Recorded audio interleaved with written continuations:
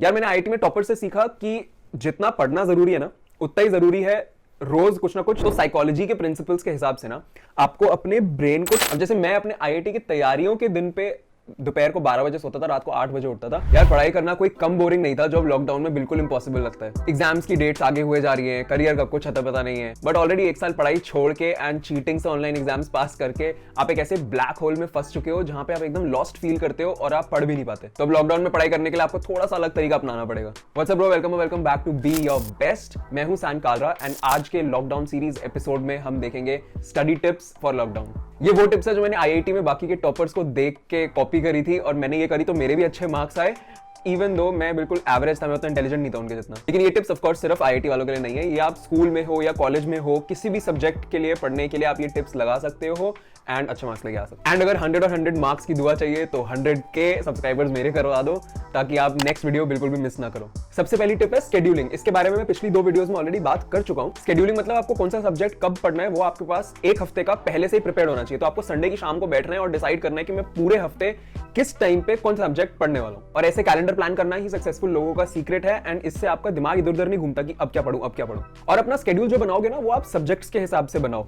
And अब आपको ही ये सोचना है कि आप दिन में कितने सब्जेक्ट्स पढ़ना चाहते हो। क्या आप उस टाइप के इंसान हो जो दिन में 2-2 घंटे के लिए 4 सब्जेक्ट्स पढ़ता है, या फिर आप उस टाइप के इंसान हो जो एक दिन में एक ही सब्जेक्ट पढ़ता है। लेकिन इसके लिए ना आपको अनरियलिस्टिक टाइमलाइंस नहीं सेट करनी। इसका मतलब ये है कि ऐसे नहीं कि एक चीज जिसमें लगने ही 3 घंटे आप ये ना कहो कि नहीं मैं तो इसको 1 घंटे में करके रहूंगा। ऐसे आप दिन में कुछ नहीं कर पाओगे और बिल्कुल डिमोटिवेट हो जाओगे। आप प्लान बनाते हुए ये सोचो कि अच्छा इस चीज को करने के लिए मुझे 4 घंटे ही लगने हैं, रियलिस्टिकली देखे तो सच में इतने ही लगने हैं। फिर उसमें से आप 15 मिनट माइनस करो एंड आप अपने कैलेंडर पे डालो 3 घंटे 45 मिनट का स्लॉट। ऐसा मैं क्यों बोल रहा हूं कि आप 15 मिनट्स कम का स्लॉट डालो, क्योंकि पार्किंसंस लॉ के हिसाब से आप जो भी काम एक स्पेसिफिक टाइम में सोचते हो करने का, वो काम वो पूरा टाइम एक्सपैंड करके लेता है। फॉर एग्जांपल अगर आपको कोई असाइनमेंट सबमिट करनी होती है एक हफ्ते में, तो आप पूरे हफ्ते उसके बारे में सोचते हो और लास्ट के 4 घंटे में वो एक्चुअली करते हो। और मैं बहुत हाईली रेकमेंड करूंगा कि ये कैलेंडर बनाने के लिए आप एक अलग से नोटबुक रखो जिसमें आप डेली का कैलेंडर बनाया करो। प्लीज इस कैलेंडर को फोन या लैपटॉप में मत बनाना, क्योंकि उस टाइम पे डिस्ट्रैक्ट होना बहुत आसान है। और हाँ, मान लो कि अगर आपने एक स्लॉट बनाया कि मुझे ट्रिग्नोमेट्री पढ़नी है या फिर कोई भी सब्जेक्ट पढ़ना है ये 3 घंटे में, और आप उसे एक्चुअल में 2.5 घंटे में खत्म कर लेते हो, तो बाकी का आधा घंटा आप चिल मार सकते हो। अब आप सोचोगे कि यार आधा घंटा बचा है, उसके अंदर मैं कुछ एक्स्ट्रा क्यों ना पढ़ लूं। यार इसलिए क्योंकि 2 चीजें, एक आप रिलैक्स हो जाओगे, आपने आधा घंटा जल्दी खत्म किया, यू डिजर्व टू रिलैक्स। दूसरा, आपका दिमाग आपके स्केड्यूल से हिलना नहीं चाहिए। अगेन आपके दिमाग को ये नहीं सोचना चाहिए एक बार स्केड्यूल सेट कर लेने के बाद कि अब क्या करूं। दूसरा पॉइंट, ब्रेक प्लानिंग। यार मैंने आईआईटी में टॉपर से सीखा कि जितना पढ़ना जरूरी है ना, उतना ही जरूरी है रोज कुछ ना कुछ थोड़ी देर के लिए मस्ती मारना। कोई नॉर्मल स्कूल या कॉलेज के डे पे आप लंबी ब्रेक्स ले सकते हो, वॉक पे चले जाओ, दोस्तों से गप्पे मार लो उन ब्रेक्स में। बट एग्जाम्स के टाइम पे बोलो कि एग्जाम से 1 महीना पहले तक आपको कोई मूवीज नहीं देखनी चाहिए, आपको कोई सीरीज नहीं फॉलो करनी चाहिए, क्योंकि मूवीज लंबी होती हैं तो ज्यादा लंबा टाइम एक बार में वेस्ट होता है और उसके बाद कुछ करने की एनर्जी नहीं बचती। और अगर आप सीरीज देखते हो तो वो बहुत एडिक्टिव हो जाती हैं। अगर आपने नारुतो देखना शुरू कर दिया एग्जाम्स के टाइम पे तो आप पूरा टाइम वही देखते रहोगे। गलती मैंने करी हुई है, मैंने डेथ नोट देखना शुरू किया था मेरे एग्जाम्स के टाइम पे और मैं सारे एग्जाम्स में बिल्कुल क्लास के लोवेस्ट पे आया था। आप अपने आप से जितना भी झूठ बोल लो, अगर आप कोई अच्छी सीरीज देख रहे होते हो एग्जाम्स के टाइम पे, तो आपके दिमाग में वही सीरीज चलती रहती है। इन सब की जगह थोड़ी सी रिफ्रेशिंग एक्टिविटीज कर सकते हो आप, जैसे कि वो घर के चोर्स कर लो, मतलब कि वो चोरी वाला चोर्स नहीं, चोर्स मतलब कि घर के काम जैसे अलमारी समेट ली, बेड ठीक कर लिया एटसेट्रा। या वॉक के लिए चले जाओ, साइकिलिंग कर लो, किसी पॉजिटिव दोस्त से बात कर लो जो आपको मोटिवेट करता हो, वर्कआउट कर लो, थोड़ी देर के लिए सो जाओ, खाना बना लो। बट मेरे हिसाब से ब्रेक्स में करने के लिए बेस्ट चीज है स्किन केयर, ग्रूमिंग वगैरह, जो कि सारे वीडियोस आपको इस चैनल पे मिलेंगे ही, आप जाके देख सकते हो। वो प्रोडक्टिव भी है और आपको सेक्सी भी बनाएगा। थर्ड बहुत इंपॉर्टेंट पॉइंट है योर प्लेस ऑफ स्टडी, जहां आप पढ़ाई करोगे। अब यार लॉकडाउन में घर में पढ़ने से ना आप बिल्कुल ढीले ढाले हो जाते हो और आप हर जगह ऐसे पढ़े हुए पढ़ते रहते हो। तो साइकोलॉजी के प्रिंसिपल्स के हिसाब से ना आपको अपने ब्रेन को ट्रेन करना होता है कोई एक काम एक जगह करने के लिए, ताकि जब भी आप उस जगह पे पहुंचो तो आपका ब्रेन एक्टिवेट हो जाए वही काम करने के लिए। तो जब आप बेड पे जाके लेटते हो तो आपका ब्रेन एक्टिवेट हो जाता है सोने के लिए। तभी अगर आप बुक्स खोल भी लोगे, पढ़ने की कोशिश करोगे भी, तो भी आपको थोड़ा स्लीपी फील होगा बेड पे। जब आप अपनी डाइनिंग टेबल या खाने की जगह पे जाते हो तो आपका ब्रेन एक्टिवेट हो जाता है खाने के लिए, तो आपको भूख भी लगनी शुरू हो जाती है। अब आपको अगर अच्छे से पढ़ाई करनी है तो आपको चाहिए एक अलग से टेबल और चेयर सिर्फ पढ़ने के लिए, ताकि आप उस टेबल पे जाके सिर्फ पढ़ाई करो एंड पढ़ाई के बारे में सोचो एंड पढ़ाई के बारे में आप सिर्फ उस टेबल पे सोचो।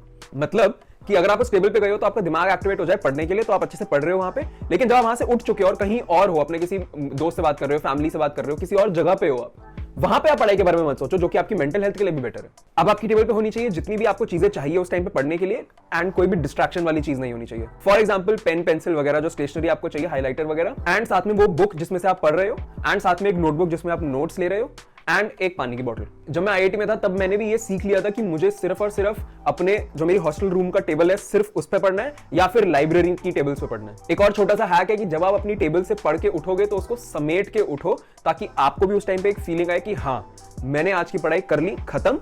एंड जब आप नेक्स्ट डे अपनी टेबल पे जाओ पढ़ने के लिए तो आपको वो सिमटी हुई मिले, तो आपका दिमाग ना घूमे। नेक्स्ट पॉइंट है अपना फोन उठा के फेंक दो, क्योंकि आपका फोन सारी डिस्ट्रैक्शन की रूट है। यार लॉकडाउन में तो फोन से पीछा छुड़ाना और ज्यादा मुश्किल है, क्योंकि बहुत आसानी से अवेलेबल है आपका फोन, आपको घर पे ही बैठे हो कभी भी उठा के देख लो, एंड प्लस आप बोर इतने हो रहे हो। यार अपने आप को झूठ मत बोलो कि आप फोन से डिस्ट्रैक्ट नहीं होते और इससे आपकी पढ़ाई इफेक्ट नहीं होती। प्लीज एक्सेप्ट करो कि आपका फोन आपकी पढ़ाई खराब कर रहा है, एंड ये 3 तरीके में से कोई एक फॉलो करो उससे बचने के लिए। पहला है रिवॉर्ड सिस्टम, मतलब कि आप अपने स्केड्यूल में लिख लो कि अगर मैंने इतने से इतने बजे ये पढ़ा, इतने से इतने बजे ये पढ़ा, इतने से इतने बजे ये पढ़ा, और ये मेरे सारे कंप्लीट हो गए, तो इतने से इतने बजे मैं अपना फोन यूज कर सकता हूँ। मतलब 3 घंटे की पढ़ाई के बाद मैं आधे घंटे के लिए अपना फोन यूज कर सकता हूँ। बट अगर इस तरीके में भी आपको लगता है कि आप पढ़ते पढ़ते भी बीच में जाके चुपके से फोन उठा के चेक करोगे, तो दूसरा तरीका है जो काफी ज्यादा स्ट्रिक्ट तरीका है, वो ये है कि अपना फोन स्विच ऑफ करके अपने मम्मी पापा को दे दो। वो भी खुश हो जाएंगे कि हाँ बच्चा एक्चुअल में पढ़ रहा है, और आपके सर से टेंशन ही निकल जाएगी कि आपको चेक करने की जरूरत ही नहीं है, क्योंकि मम्मी पापा के पास पड़ा हुआ है। फिर जब कंप्लीट कर लोगे अपना पूरी पढ़ाई, उसके बाद ही जाके लो। तीसरा थोड़ा चिल तरीका ये है कि कुछ एप्स आते हैं फोकस के नाम से वगैरह, ये क्या करते हैं कि आप अपना इसमें टाइम सेट करते हो कि इतने से इतने बजे तक मुझे पढ़ाई करनी है, तो वो उतने से उतने टाइम तक आपकी सारी नोटिफिकेशंस रोक देते हैं, बाकी सारी फालतू चीजें रोक देते हैं, सिर्फ कोई इंपॉर्टेंट कॉल आनी होती है तो वो एक्सेप्ट कर लेते हैं, एंड जब वो टाइम खत्म हो जाता है उसके बाद वो पूरा फोन खोल देते हैं, आप वो यूज कर सकते हो। नेक्स्ट पॉइंट है कि लॉकडाउन में अपनी स्लीप साइकिल को इफेक्ट मत होने दो। ये नहीं कि आप रैंडम रात को 4 बजे सो रहे हो और सुबह कभी 12, 1, 2 बजे उठ रहे हो, आपकी ऑनलाइन क्लासेस भी मिस हो गई, आपकी पढ़ाई भी खराब हो गई। देखो आप किसी भी टाइम सो, किसी भी टाइम उठो, लेकिन वो आपका टाइम फिक्स होना चाहिए। ये नहीं कि किसी दिन कभी किसी दिन कभी, उससे आपका ब्रेन ट्रेन नहीं हो पाता कि उसको सुबह उठ के कितने से कितने बजे तक मैक्स काम करना है। तो आप जितने भी बजे सो रहे हो आप सो, लेकिन हर दिन उसी टाइम पे सो, हर दिन सेम टाइम पे उठो, एंड उस टाइम पे उठने के बाद अगले 5-6 घंटे तक आपका ब्रेन जब बहुत अच्छा काम कर रहा है उस टाइम पे आपको सिर्फ पढ़ाई करनी चाहिए।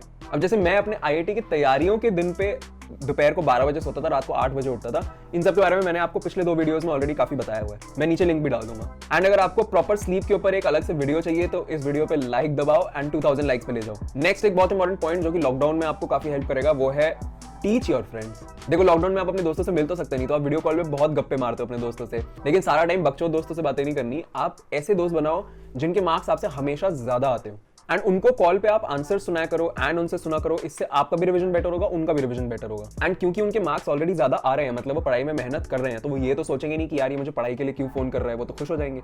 यार नेक्स्ट पॉइंट है पॉजिटिव थॉट्स इंस्टिगेशन।